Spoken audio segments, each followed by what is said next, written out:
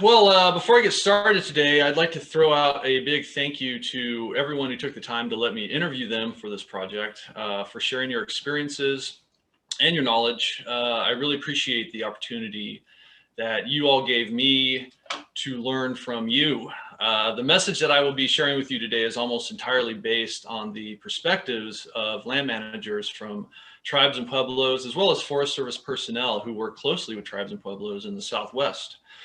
Over the last year, I have worked to synthesize these perspectives into a cohesive platform that is designed to enhance the collaborative capacities of tribes and pueblos and the Forest Service. So in the fall of 2019 and spring of 2020, I traveled to the Southwest to conduct interviews with land managers from tribes and pueblos, as well as Forest Service tribal liaisons, and anyone else in the Forest Service who works with tribes and pueblos on a regular basis. This research was brought about through a partnership between Colorado State University and Regions 2 and 3 of the Forest Service. The overall aim of our research was, and still is, to explore the collaborative and communication dynamics that exist between the tribes and pueblos of the Southwest and the Forest Service. So I ended up conducting over 25 face-to-face interviews for this study, and this was pre-COVID, of course. I had to end my research trip about a week early because of the start of the pandemic. When the topic of collaboration would come up in our interviews, it was common for land managers from tribes and pueblos, as well as Forest Service personnel, to speak about their experiences with and perspectives about the Reserved Treaty Rights Lands Program, or RTRL. Our goal today is to talk about some of the positive outcomes that RTRL has brought to the forests and land management agencies of the Southwest. We'll also address a few limitations of RTRL and how addressing these limitations might help the program to expand. My portion of the presentation explores the intersection of fire science, collaboration, and the politics that enable and constrain the application of both. Now, the political aspects of science are important because science and the ability to implement science to field applications become significantly restricted without political support and the monies that follow such support. And the same holds true for collaboration. Without funding and political support, it becomes difficult for land management collaborations to get off the ground, much less make an impact. RTRL has not only gotten off the ground, but in the 6 years that it has been around, it has shown that it has the capacity to produce significant positive outcomes in the forests of the Southwest. So what is RTRL?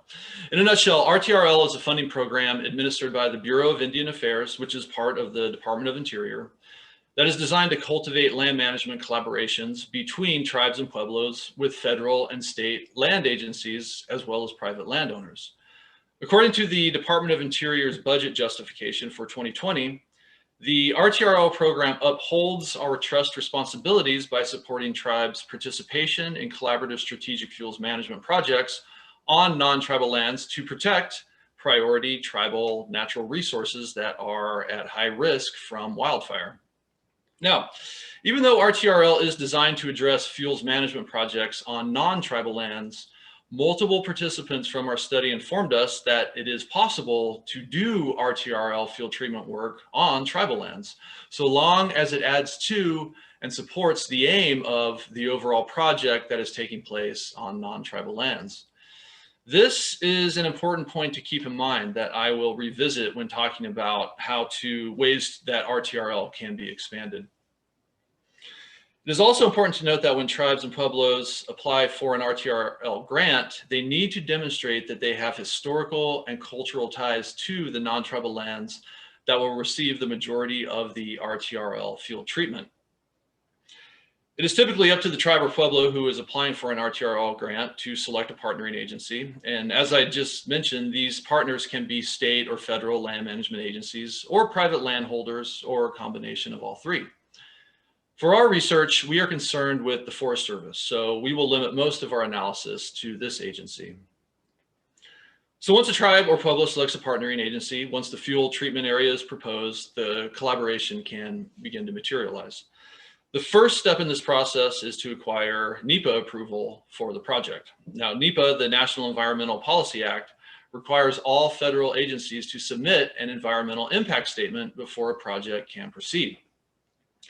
For RTRL fuel treatment projects that are occurring on federal lands that have historically been part of a tribe's ancestral domain, NEPA also requires a cultural impact statement. So the purpose of the environmental impact statement is to ensure that a proposed project will not cause irreparable environmental harm to the land, whereas the cultural impact statement ensures that the proposed project will not cause any undue destruction to a tribe's cultural heritage.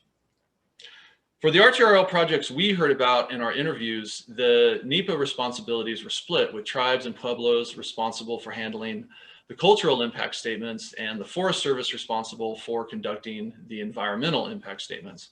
And this only makes sense for tribes and pueblos to have the final say about how their cultural heritage, including burial sites and religious sites, will be impacted by fuel management projects. So RTRL provides tribes and pueblos with the means of having more autonomy over their ancestral lands, at least within the scope of RTRL fuel management projects. But the RTRL program also provides tribal land management agencies with resources, equipment, training, and hiring capacity. In fact, several of the tribal land managers we spoke with informed us that their forestry or natural resources departments are actually made possible because of RTRL support. So from this vantage point, the RTRL program can be viewed as a funding vehicle capable of moving the federal government more towards meeting its funding obligations to tribal communities, which, according to the U.S. Commission on Human Rights, have been chronically and significantly unmet for decades. So I've talked a bit about how RTRL financially benefits tribes and pueblos. Now let's consider the land management problems RTRL addresses. So it's no secret that wildfires are increasing in size and intensity throughout the Southwest. Along with increased drought and temperature rise, accumulated fuel loads on forest floors are considered a primary contributing factor to the rise in high intensity forest fires. So where did these accumulations come from? Well, as European Americans expanded westward in the 19th and 20th centuries, they brought with them a conviction that wildfire in all forms should be suppressed. This view ran counter to the traditional burn practices of many Native American tribes who had long utilized fire as a land management tool. Despite the crucial historical role these practices played in modulating forest ecologies, early generations of U.S. foresters, motivated by an ethos of profit and sustainability, regarded wildfire suppression as a means to delivering an abundant and verdant future to the United States. This conviction was formally instituted in the Forest Service through the adoption of an agency-wide fire suppression program that lasted into the 1970s.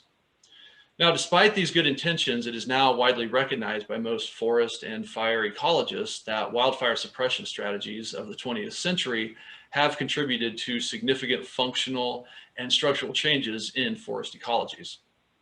The shift in fire regime from frequent low-intensity burns to suppression has caused an influx in fire-sensitive species on forest floors.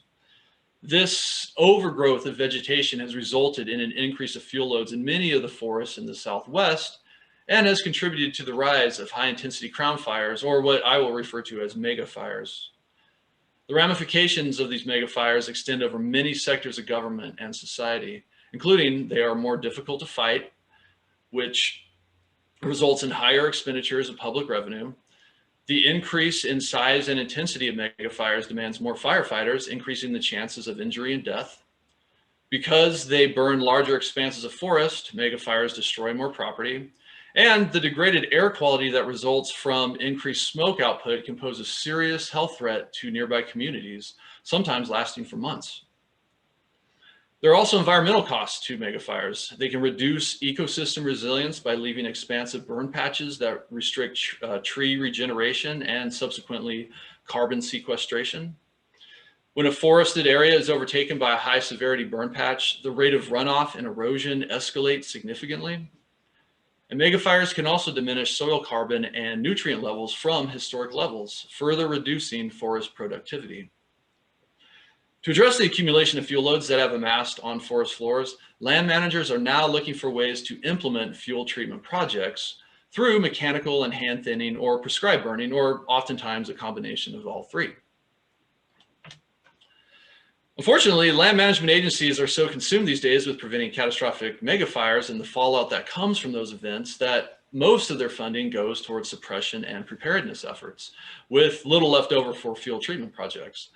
For example, in 2018, the Forest Service allocated close to half of its annual budget to wildland fire suppression and preparedness. And by 2025, wildland fire suppression and preparedness appropriations are projected to take up over 60% of the Forest Service's annual budget. But in 2020, the hazardous fuel budget for the Forest Service, which is responsible for implementing fuel treatment projects, was less than 1/5 of their budget for preparedness and suppression.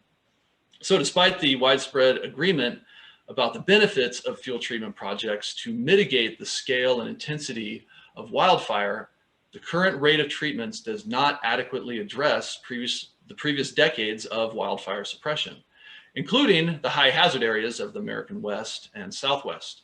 And I want to be clear that I'm not, casting any stones at the Forest Service or Congress, for that matter, for devoting so much funding to preparedness and suppression. I just went through all the social and environmental costs that result from high intensity megafires. Many landscapes will never fully recover from these events, and unfortunately, neither will some of the people who put their lives on the line to fight them. So the Forest Service now finds itself in a bit of a catch-22, either maintain the status quo by concentrating funding and manpower into suppression efforts, which basically amounts to a Band-Aid fix since it does not adequately address the systemic problem of fuel load accumulation, or put more funding into hazardous fuel treatment projects at the expense of suppression and risk more megafires wiping out more property, landscape, and lives. It's important to keep in mind that fuel treatment projects take time, and no matter how generous the Forest Service is with its hazardous fuel budget, it would still take many years before crews could implement enough fuel treatment projects to restore the forest floors to pre-colonial conditions. So, in a nutshell, the Forest Service needs to find a way to increase fuel treatment projects without taking money away from its preparedness and suppression budget, as well as other programs. Well, how do you do that? This is where RTRL comes in. Now, as I mentioned earlier, tribes and pueblos that receive RTRL funding from the BIA need to select a partnering agency to work with. And while tribal land management agencies benefit greatly from RTRL funding in the form of training, equipment, hiring personnel, and experience, the lands of their partnering agencies receive the vast majority of the benefits from the actual fuel treatment work. And the partnering agency receives these treatments at no or little cost. So RTRL presents a real boon to agencies like the Forest Service. But this presents a dilemma to the BIA, since the lands that they administer or supervise, the tribal lands, are not benefiting from RTRL fuel treatment projects, or are benefiting very little. So in a way, the Department of Interior and BIA have established a program that sort of discourages their own participation, because the lands that it supervises do not receive, or receives very little, project accomplishments from RTRL fuel treatment projects. And this seems to be reflected through the Department of Interior's budget directives, since the RTRL program only accounts for 0.05% of its wildfire management budget. In the paper we published in the journal Fire that this presentation is based on, we detail a policy alteration to RTRL that we think would not only incentivize the Department of Interior and BIA to increase the RTRL funding slice in its wildfire management budget, but also enhance the intercultural competence and outreach capacities of federal land management agencies. It seems plausible that since the BIA is capable of funding tribes and their federal partners to implement extensive fuel treatment projects on non-tribal lands, they could likely do the same on lands that do belong to tribes. What we are advancing is the possibility of proportional representation of treated acres between tribes and their partnering agencies for RTRL projects. Put simply, for every acre treated with RTRL funds on federal lands, there would be an equal amount treated, approximately, on tribal lands. In this scenario, the Department of Interior and BIA would likely be more motivated to expand the RTRL program, since tribal lands, which have just as much of a need for fuel treatment as federal lands, would be receiving more fuel treatments and subsequently more project accomplishments. Now, you might ask, wouldn't this type of policy change serve to disincentivize state and federal land management agencies from participating in the RTRL program, since they would be receiving less acres treated? Well, I'm not really familiar with the organizational cultures of all state and federal land management agencies in the Southwest, but I have been studying the culture of the Forest Service's Southwestern region, Region 3, for some time now. And I don't think that moving a greater proportion of RTRL field treatment projects to tribal lands would cause the Forest Service to abandon the RTRL program. In fact, I think it would do the opposite. I think it would actually motivate the Forest Service to expand its participation in RTRL. The reason I think that is because the Forest Service prides itself on taking its relationships with tribal land management agencies very seriously. In the interviews I conducted with tribal land managers, I heard over and over again praise for the Forest Service's outreach and collaborative efforts. That's not to say that I didn't hear any criticism directed at the Forest Service, but in general, tribal land managers rank the Forest Service's outreach and collaborative efforts much higher than any other federal land management agency by a considerable margin. Much of this praise had to do with the Forest Service's willingness to engage in collaborative programs like RTRL, as well as establishing tribal liaison positions. These efforts seem to be a reflection of the institutional discourse within the Forest Service that prioritizes tribal relations. For example, according to the most recent edition of its Tribal Relations Strategic Plan, the Forest Service acknowledges that tribes possess indelible ties to the nation's forests and grasslands, and that these ties affect current knowledge, perspectives, and resources that will help the Forest Service as we focus on the future of our mission. The same report goes on to state that the Forest Service is committed to seeking opportunities to partner with tribes in work across boundaries and leverage resources to accomplish together what we could not each do on our own. So it seems pretty clear that the Forest Service values the knowledge of its tribal partners and is interested in pursuing partnerships that take place across boundaries. What better way to do this than by working with the tribes and pueblos on their lands? And of course, this is assuming that a tribe or pueblo would be open to inviting Forest Service personnel to work and collaborate on their lands. But really, expanding the reach of RTRL projects onto tribal lands can happen now.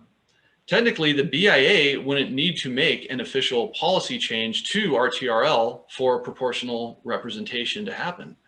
As I mentioned previously, RTRL field treatment projects can and have occurred on tribal lands, but the number of acres treated on tribal lands are usually much less than the treatments that occur on the federal side of the fence. For proportional treatment to happen now, all that really needs to occur is for state and federal partnering agencies to donate half of their acres to the tribe or pueblo that they are working with, so that these acres go to treating forests on tribal lands. It would simply be a matter of federal land agencies shifting the project map away from federal lands and more towards tribal lands. Proportional representation for RTRL field treatment projects is entirely possible, and it can happen right now.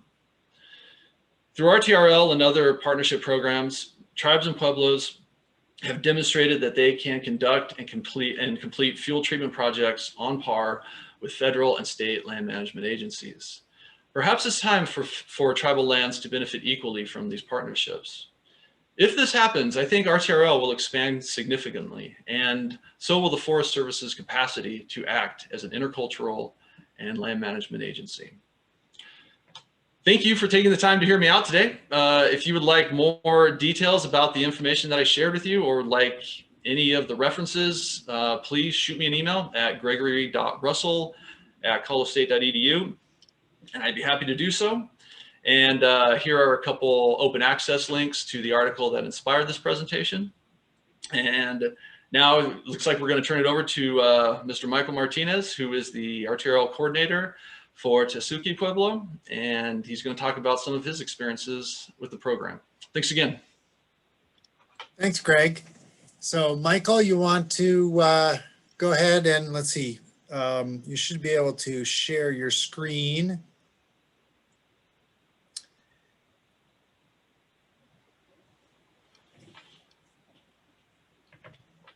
Michael's going to give us a little bit of more detail on a particular RTRL program. So I think it's a nice complement to what Greg was talking about, kind of the overview.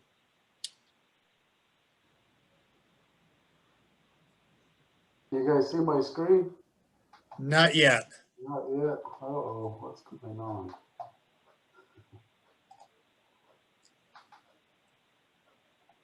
I don't know what happened there.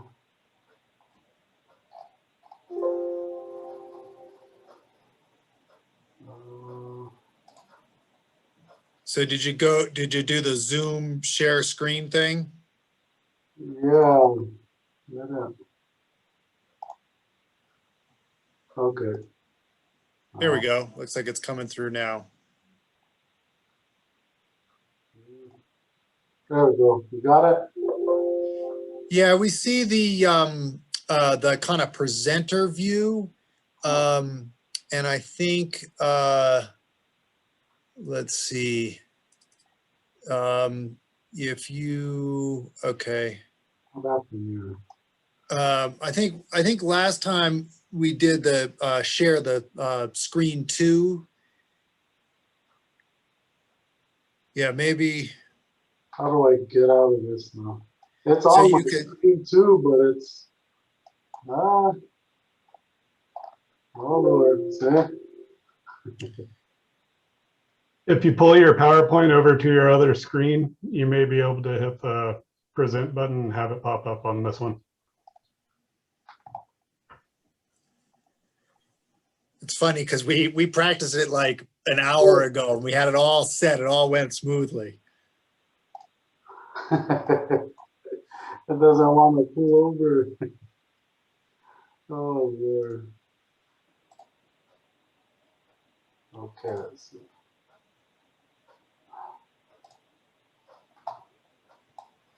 We'll get it. We'll get it.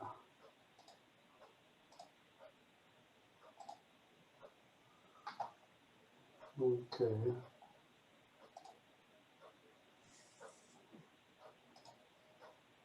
Where is it?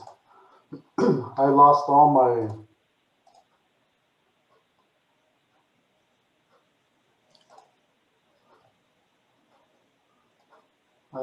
my meeting controls. Okay, stop share. There we go.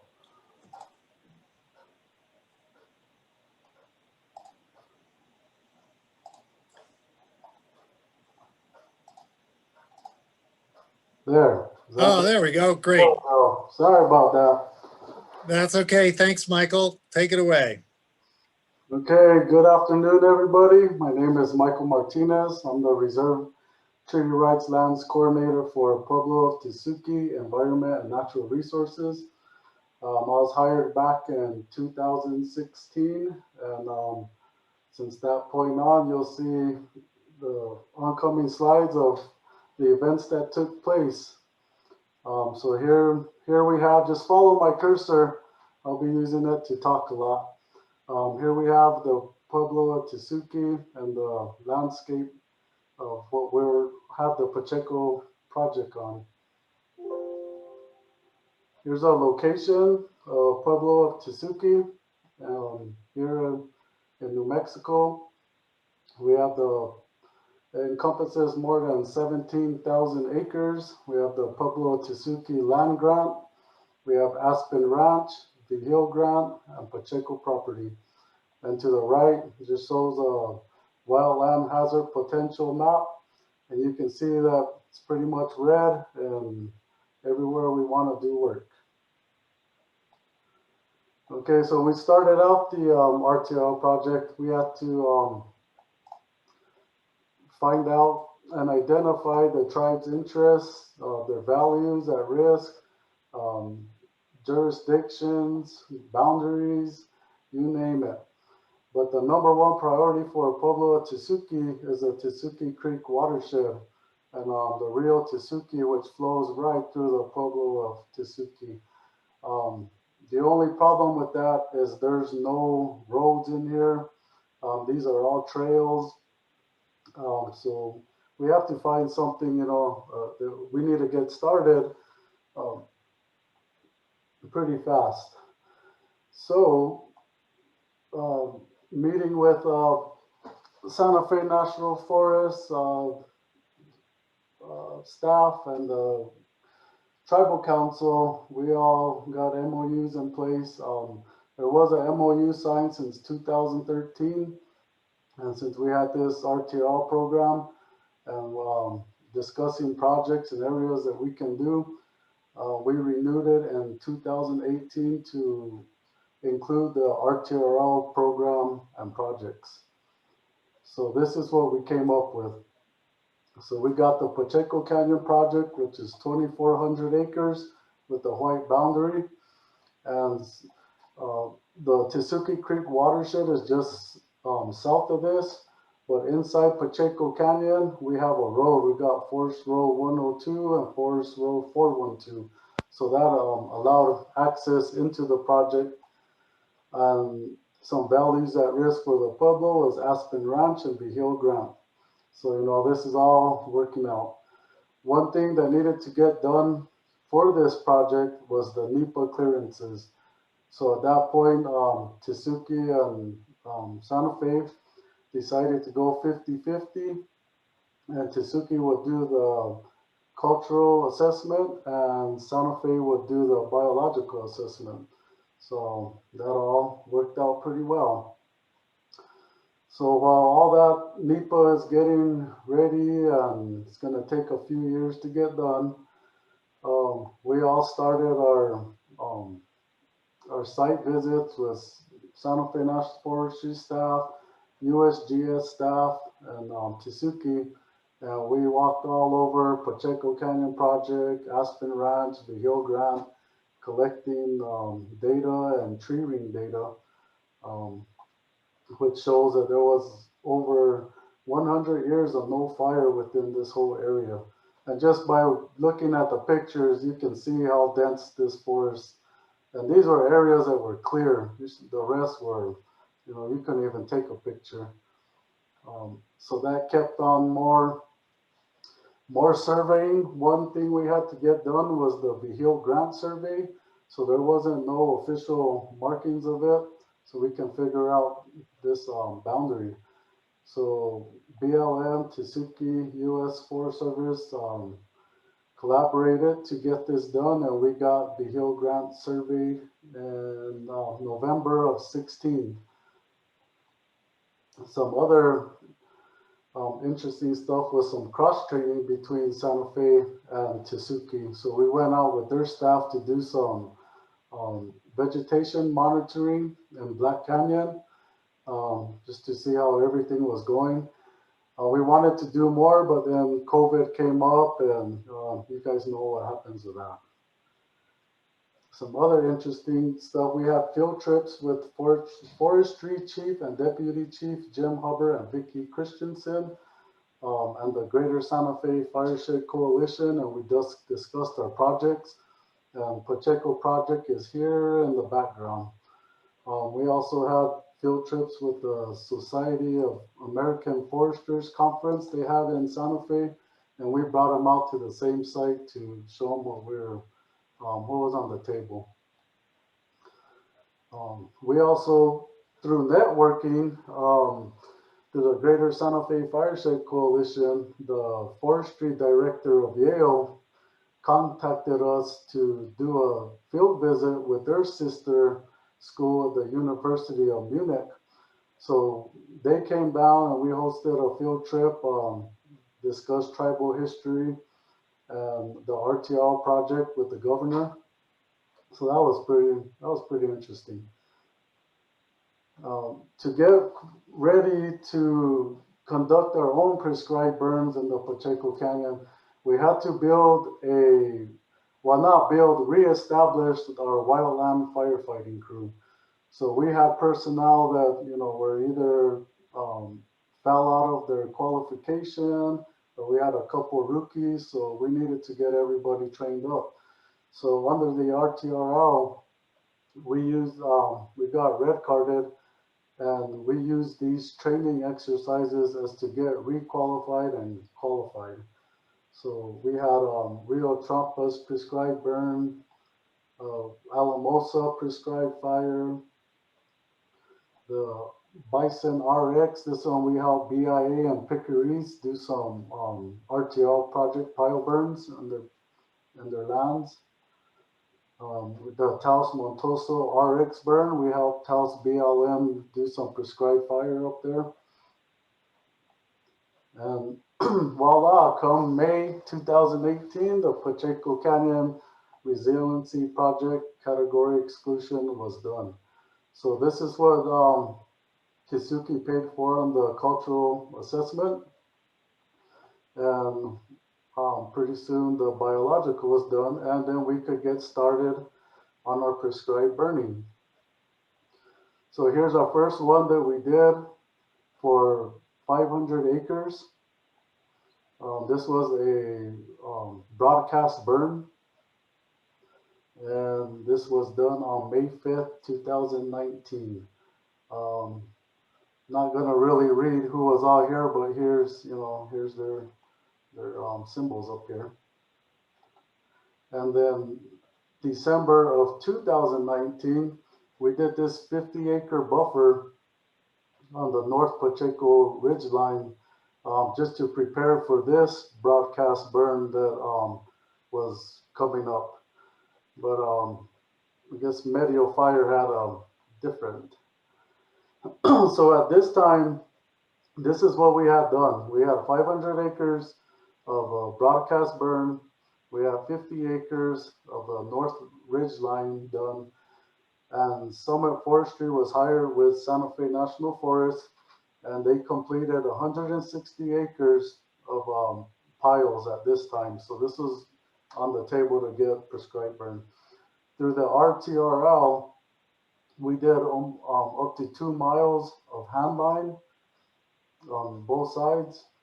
We used that to do a buffer inside the Aspen Ranch and all around the Hill Grant. So that was what we were able to utilize the RTRL for inside tribal lands. And ironically, this next slide shows us as Santa Fe National Forest staff in Medio Canyon discussing what we're going to do for this following year and the years to come of project work. And here we go, the start of the Medio Fire. So right now, thank all the guys that participated in this and got it contained. But here we go for day 2. So I like this slide. I want you guys to pay attention to the smoke column being put up. Look at the brow, look at the eyes, look at the nose, the mouth. So take a look at that demonic appearance. You know nothing's good going to happen from this. So that's just how that fire is turning out. So now we're looking at values at risk. We have the Jemez electric power line. We have Aspen Ranch and the Hill Grant, and the Medio Fire is 1.7 miles away, and it's headed right to it. The side pictures show Tesuque crew and Santa Fe National Forest staff. Once they located the fire, and as soon as it blew up in this chute, they had to get out of there. The next day on 8/23/20, you could see how the Medio Fire is heading directly for our prescribed burn and our 50-acre buffer and Aspen Ranch. The pictures to the left, courtesy of Ryan Swalza Hines. And here we go, more of a play-by-play from 8/23. It's getting to a prescribed burn. 8/24, it hits the prescribed burn, and it just starts going to the left of it. They start utilizing the hand line that Tesuque put in to start guiding the fire down. And at this point, they make the call to hit it direct. And they took this back up a mountain, like 1.5 miles of direct line. Give it up to those crews. They did some hell of a work right there. But as you can see, it started getting contained with the black. You know, by 8/26, the black, it's all contained. It's all contained. And right there's our prescribed fire. You know, so it's showing that this, you know, these projects do help. Below is just links that you guys, anybody can get onto. This is from the fire incident management team. They got videos, Facebook, all of that. This next slide shows the Medio Fire and the Pacheco Canyon project. So the fire went and overlapped, and that's where it came down, and they used it to bring it back up. So here's our project, and there's Medio Fire. Pictures show a Chinook getting some water from the Nambe Reservoir, the Tesuque crew and Smoky Bear crew out of Colorado. This was us that helped contain the southeast line, and just a picture of how it looks when we were out there. So this is pretty much the final. This picture right here, well, both pictures to the left is in this canyon right here. This was pretty much the finished product. It was 49% burned at low severity, 14% burned at moderate severity, and 16% at high severity, and 21% was including rock outcrops and unburned. So this was the final for the project. For the Medio Fire. And this map is courtesy of Southwest Area Incident Management Team 4. And it just shows you, all the containment. And here we go, the prescribed burn and the projects inside Pacheco project. Okay, so once that was done, we needed to continue and get that broadcast done of 547 acres.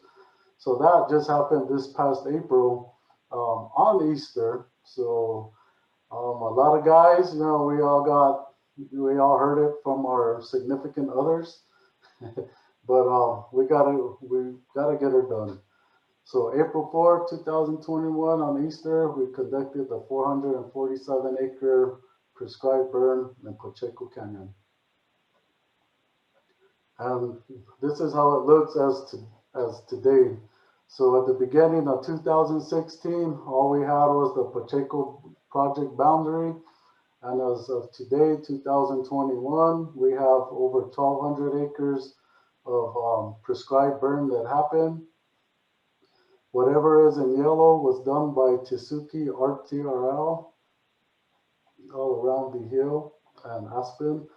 And what's shaded in yellow is what Tesuque has to do for 2021, but we're still waiting for the biological clearance so we can commence, but that is supposed to happen September 1st. So we're just on a little standstill. The shaded blue up here, we received funds from Rio Grande Water Fund. So this area will be starting on this summer. This is 75 acres that's going to get cut and piled. And last year for 2020, and these little shape files, we got funding from Rio Grande Water Fund also. So they completed, we hired Summit Forestry to do 93 acres, and that's all complete and ready to get done. But this slide shows that the RTRL didn't have smooth sailing, as I'm talking about. For one, we have personnel issues. When I first started, we only had 2 forestry staff. We built it up and then it got knocked down to 3. But now we have it back up to 8 personnel and 10 Department of Environment and Natural Resources personnel are qualified wildland firefighters. But that concludes this. Is there any questions? Thank you. Excuse me. Thank you so much, Michael. I think we'll hold questions till the end and jump on and make sure we give Alan a chance to talk about another example from Santa Ana of RTRL. So Alan, we'll go ahead and turn it over to you.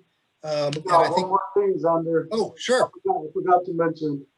So as we're going, we got the MOU signed, but one of the problems we have is getting burn plans done and getting the RX implemented on tribal land. So what we're working on now with Tesuque, Santa Fe National Forest, and BIA is an agreement. So we can have Santa Fe National Forest is going to develop a burn plan for us and hopefully conduct it this coming winter. Oh, that's great. Yeah, so that's one thing that everybody has to do. You know, we all have to work together. We're all different agencies. When it first started out, you know, and I'm going to different agencies, hey, we can go do work on your lands. You know, they give you the rock eyebrow. You know, like, what are you talking about? You know, so it took more than one meeting, you know, to get everybody on the same page. But, you know, thanks to Santa Fe National Forest and their staff, you know, they've been very cooperative. The Greater Santa Fe Shed Coalition, you know, all the partners, everybody's been very helpful and, you know, to make this a success. But, okay, now I'm done. Great. Thank you, Michael. Thanks for adding that tidbit. So Alan, you should be able to share your screen. And I think if you start sharing, it'll, okay, great. And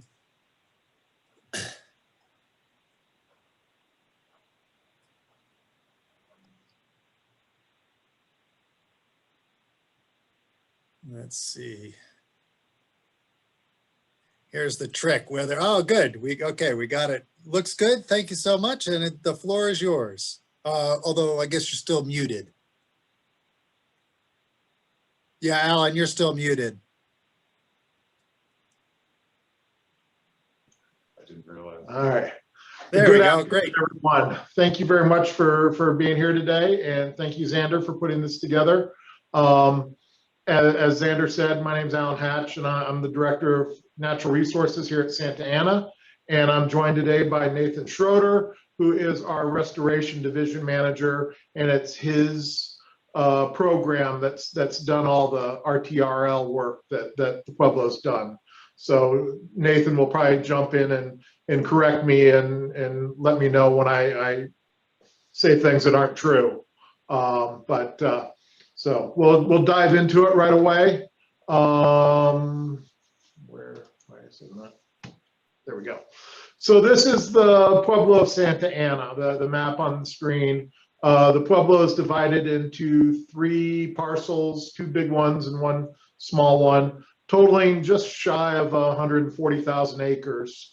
Unfortunately, we don't have any big forest lands like Tesuque was showing pictures of there. We're down where we just have juniper. So our environment's quite a bit different from what Tesuque was dealing with. One of the things I want to address real quick is Santa Ana's connection to the lands we were working on as part of our RTRL projects. Santa Ana, many of you may know some of this history already, but after leaving the Mesa Verde and Pacheco Canyon areas, Santa Ana settled and established a village on the eastern slopes of the Sandias. That's the village of Pacu. That village, they lived there for more than a century. And at that time, part of their population split out in search of other lands that they could, that were more fertile and everything to eventually move to. Eventually, they selected some areas along the Rio Grande and Jemez River to establish some villages. And that's where the current village of Tamaya lies today, is along the Jemez River, about 6-7 miles upstream from the confluence with the Rio Grande. The Pueblo does have several modern villages, and all our agricultural activities are down along the Rio Grande. So in addition to the migration story, I thought it was important to talk about our history of conservation and stewardship. The Pueblo formally created the Department of Natural Resources back in '96. I joined the Pueblo shortly after that. And initially our focus was really on the removal of non-native and invasive species from the Rio Grande Bosque. That work continues today, largely spearheaded by Nathan and his group. But since then, we've grown our program significantly over the years, and have taken on a lot of other issues, including actual restoration of the riverbed, the Rio Grande, and a number of very large projects. So it's that confluence of the migration story of Santa Ana, and that took them through the Sandia Mountains, and the history of stewardship and conservation that sparked the interest in Santa Ana and participating in the RTRL program. The funding that we get, is passed through the BIA, as Greg previously talked about, but it's viewed as a great opportunity for Santa Ana to do some work on lands that they consider part of their ancestral homelands. We've worked previously very successfully with the Forest Service through the CFRP on a number of projects, and so Forest Service became the natural partner for us to seek out with the RTRL funds we were applying for. And we selected a few areas, in cooperation with the Forest Service. We found a few areas that were both high fire risk and were high public visibility that they needed some work on, and these were areas that had previously been NEPA cleared. So the first of our projects in 2016 and 2017 was following a silvicultural prescription provided by the Forest Service to thin out some areas, around these picnic sites or recreation sites up in the Sandia Mountains. Our crews cleared 38 acres of oak, pine, and invasive species in these areas, where we piled all the wood that could be recovered as firewood, and then created piles for the slash that initially was going to be burned, but we were unable to do the burns, so we actually brought our chipper on site and chipped and scattered all the slash in those areas. We did work with Sandia Pueblo on parts of this project, as well as Rocky Mountain Youth Corps. So these are some pictures of the treatment sites. Some of them you have to look a little closer than others to see the changes, but everyone was very happy with the work that was done, and they looked really nice afterwards, for sure. In 2018, we moved to another site, Oak Flats, and began doing similar work there, cutting down dead trees, hazard trees, and again, separating the slash from the firewood, and made the firewood so the public could gather it from the project sites. So we're on a very different scale from the Tesuque project here, as you can see. But again, pre and post images of the sites we worked on. So I guess the bigger thing for me is, and Greg touched on this on his presentation, is the benefits to the Pueblo and some of the gaps in RTRL that we've seen. It's important to note that funding does allow Santa Ana to do some really cool things. It supported our program. It's provided a lot of funding to us that we really needed to be able to buy equipment that support our crews. And it gives the crews a whole new view on the work they're doing by going to work in a different ecosystem and see new areas and get new experiences. The one thing we want to point out is the RTRL funds aren't new funds. These funds were taken away from some of the woodlands funds we were getting prior to RTRL. So, some of our funding was reduced in order to provide funding to the RTRL program, which we then had to apply to RTRL to get the same money back. It just forces us to work off of the Pueblo onto other lands when we really have a need to do all this work on the tribal lands. So it's a double-edged sword. In a lot of ways, we really love the RTRL program and the work we've been able to do with it, but it comes at a cost of not being able to do some of the work we'd like to do on the tribe's lands. Because of our geography and everything, we're not really adjacent to any Forest Service lands or any of the high-risk lands. So our crews, when they go work on RTRL projects, it involves quite a commute for them. So it does take us a long ways from the Pueblo. Let's see here.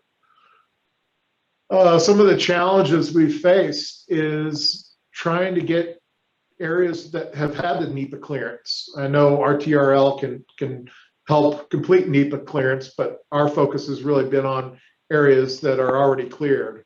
And that's been a challenge, trying to find some areas that have met the requirements of the RTRL program and had all the NEPA clearance.